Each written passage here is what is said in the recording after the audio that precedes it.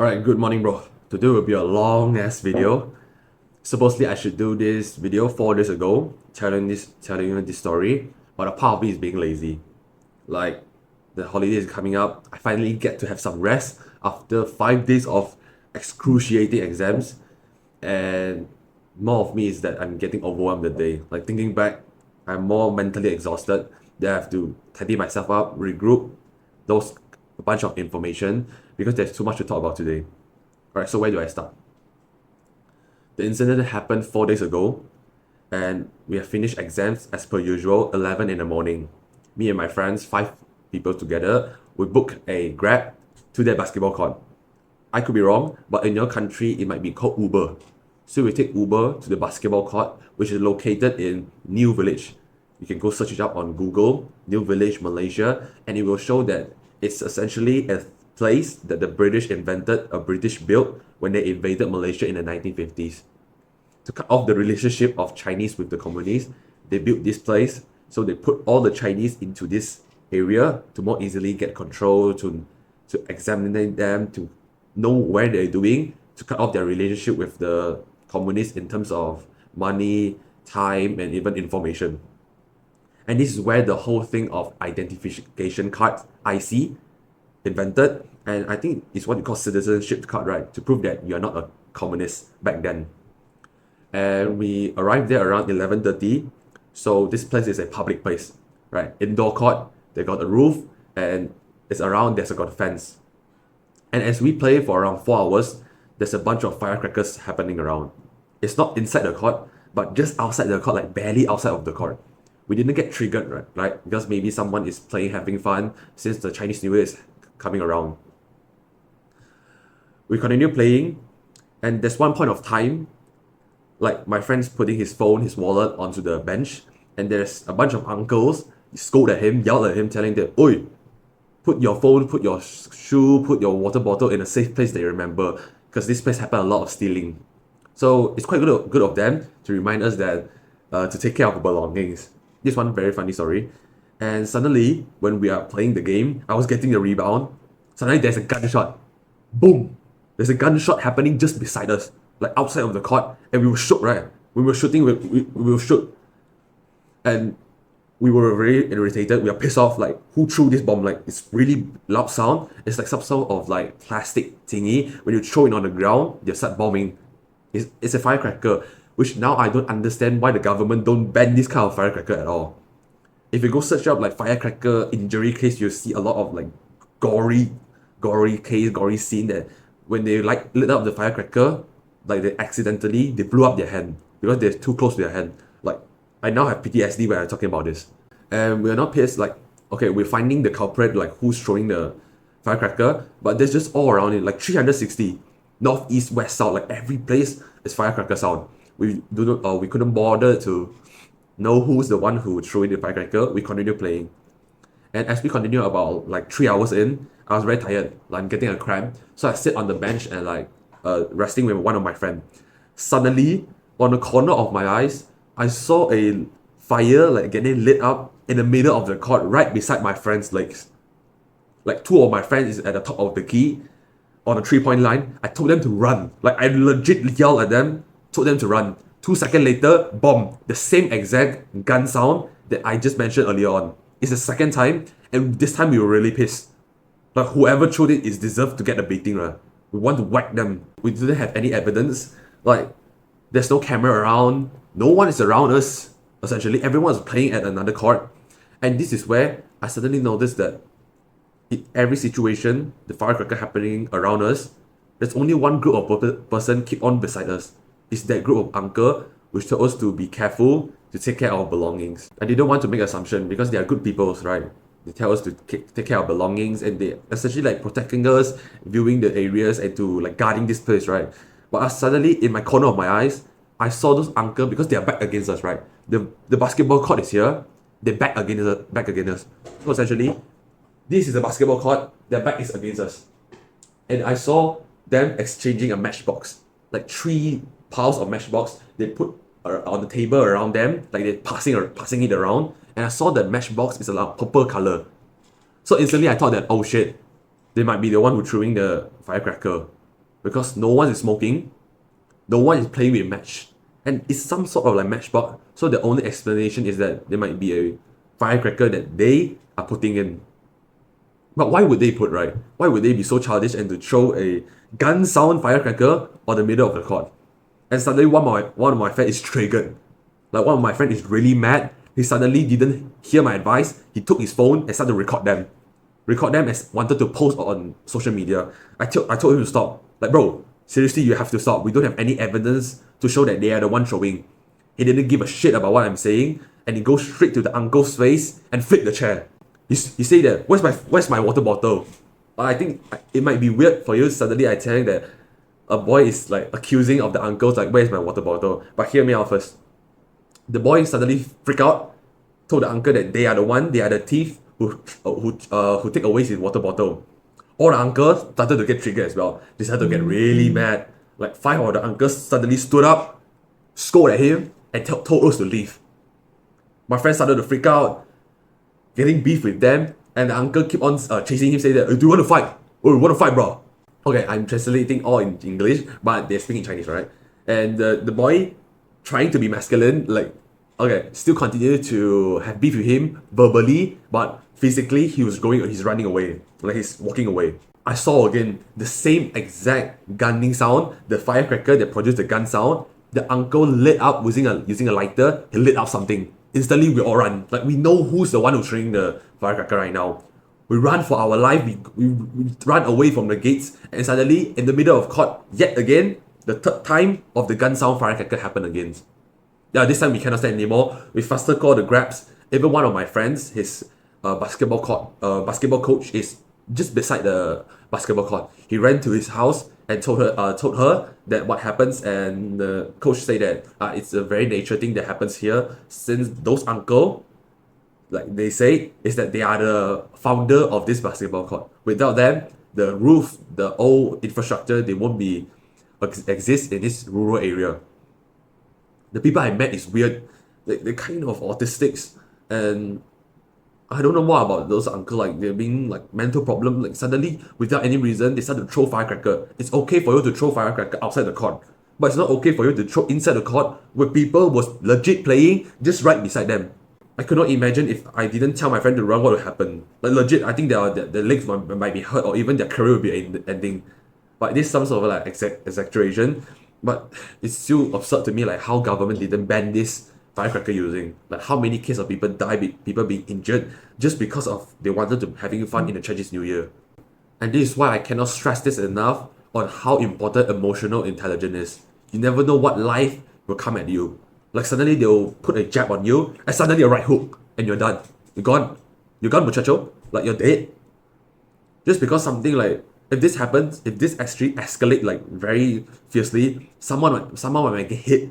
Like, there's gonna be fighting happening, and don't even think about, like, for your country. Like, in my country, it's quite safe. Like, there's maybe a verbally abuse or maybe physically abuse, but for you, maybe your country allowed guns, maybe allowed knife. Like, how much case I saw in America, like America shooting in the school, or even in UK, there's got stabbing cases all around London. Like, it's absurd to me, like, government allows you to bring this kind of weapon around the streets, and to not expect that cases of stabbing, of shooting will happen. Fuck those books you read. Fuck your muscles. Because when in the streets, there's no rules like in MMA. If they want to stab you, they'll just have 4 people around you, clinging onto you, and just stab you. There's no rules. There's no ref around you to tell you that it's time to stop. You're not gonna fight anymore. They're gonna fight you until your death. And this is why you need to know how to maintain your emotion. You have to know how to control your emotion when things really escalate. You need to know how to desensitize those things that's gonna escalate, which is gonna save your life and your loved ones. Like in my friend's case, what if he know how to control emotion? If he know how to control emotion, we would have confronted with those uncles, telling them why they're throwing the firecracker in the first place. Instead of them suddenly accuse us and throwing firecrackers against us again, just because we told the friend being triggered, telling him that, oh, why you stole my water bottle. In some cases, it's very important for you to control emotion, but more importantly, you get what you tolerate. Of course, getting emotion intelligent doesn't mean that you allow every beatings, allow people to get the most out of you, to allow people to bully you. But of course, emotional intelligence, you have to practice it over and over again to interact with a real human being. but we don't put ourselves inside a situation that might harm ourselves, right? So you can practice it in your daily life when you're having interaction with people. You're trying to use confrontation. You find some strategy of mirroring, like this book, Never Split the Difference by Chris Voss. Amazing book right now. I'm reading on chapter 3, I think. It told us that how to ease out the confrontation, how to get the things that you wanted from people's mouth using some strategies like mirroring, how your tone is gonna act like DJ, like calm, relaxed, respectful voice, deep voice, and trying to get people to being comfortable for you. If you're escalating things, most probably you're in a high-pitched voice and you're acting very aggressively. This kind of thing shouldn't exist if you know that that person has no logic behind what they're doing at all. Like, cannot convince a person to be logic when they're emotion. And of course, there's a lot of people who are telling you that it's better for you to act than to react. But chances are you're not a master of emotional control, and you'll probably react, overact. You're gonna be splurge out something, you're gonna talk something bad about it, you're gonna splurge out something that might insult those people. You have to learn how to control that. We're not stoic human, we're not stoic Superman. You sometimes you're gonna shit yourself internally, but what you cannot do is show you that you are scared, you're unconfident, you are feeling angry physically and externally. You can shit your pants internally, you can feel scared, you can feel stressed, like how I was when the firecracker incident happens, but I don't show it on my face. I was quite stern, I was quite like getting triggered, but I didn't show that I'm scared, that I wanted to run away. And this is where the emotional control comes into play. You have to first control emotion of why you're feeling angry, why are you feeling sad, to slowly changing your behavior, changing your mind, and then you will show it to other person. Right? People will get more recipient over your attitude. They'll sense your eagerness of wanting to know them. This is the same with emotional control. When you're feeling angry, I'm not telling you to suppress it, but moreover, is to look past the emotion. You're not going to suppress your control like how you suppress your feeling of no fat. Instead, you're letting it pass. You acknowledge that feeling. Same like how you meditate. You acknowledge the thought that comes into your brain, but you don't judging it. You don't have any judgment about it. You don't feel happy. You don't feel sad. You don't feel weird. You don't feel anything towards that thought. Essentially, they're just thought. They're just emotion. They're just gonna change over time. And why is it worth you to know how to control emotion? Because quite frankly, you're just gonna minimize your consequences of you acting depends on your emotion. If you're feeling angry, you want to beat someone up. Like, if you know how to control your emotion, you'll minimize the consequences of you not hitting people and not going to custody and to go to jail. It's gonna save a bunch of your time, your life, and legit, it's gonna save your life. Like, imagine if you're fighting with a low quality person, they are bringing you down essentially because there's nothing to lose. But you got something to lose. Academically, your friends, your family, and your time. If you want to improve yourself, you have to further yourself from those person who can fight with you with nothing to lose. Like, they can double down, triple down, and they won't feel anything because their life is like in shambles already. There's a bunch of person right now in real life that rather to see you fuck up, to rather see you like getting worse in life, to have like bad things happen on you. And I'm not trying to curse you, but that might be your friend. Like, some of your friend wanted you to do, because there's gonna be some of your friend that wanted to wish you to do worse in life than they are. I know competition is good, but just the idea of your friend might think about it is just weird to me. It's just like insane to me. Like, some friends really think about it. Like, they're not really your friend. Don't even talk about strangers. They wanted you to die. Like, they want to fuck you over. Like, with those case with the uncle. Like, imagine if my friend fight with them, what would happen? The uncle would have nothing problem at all since they're in the age of 70s, 80s. But what about my friend? He's gonna get in custody, he's gonna get in jail, he's gonna get inspected for around 2 weeks. He'll miss his exams. So with all that being said, some might say that, hey, Evan, so with all that you're talking right now, what's the best way to start control emotion? So first, you have to practice it with some people that in day-to-day life, you must recognize those kind of emotion. Which brings me to the most important, like after experiencing this kind of quite traumatic experience, is that you have to be a good observer. You have to be aware of what happened in your surrounding. You have to see clearly what you're feeling right now, how you're feeling right now, and the surrounding. You might never know, because when you're angry, you're focused on yourself and the person that causes you to be angry. But what about the surrounding? What happens is that someone partner in crime suddenly jumps on you, cling onto you, and they started to gang attack you, like legit beating you up with no rules at all, because they're in the street, right? There's gonna be 3 versus 1, and you can't handle it. Doesn't matter how big you are, how muscular you are. When 5 men jump on you, you don't expect yourself to not get hurt. Like, I could not imagine a scenario where I didn't pay attention and the bombs just happens beside my friends. Like, could not imagine if I just told them a second late, what would happen to them.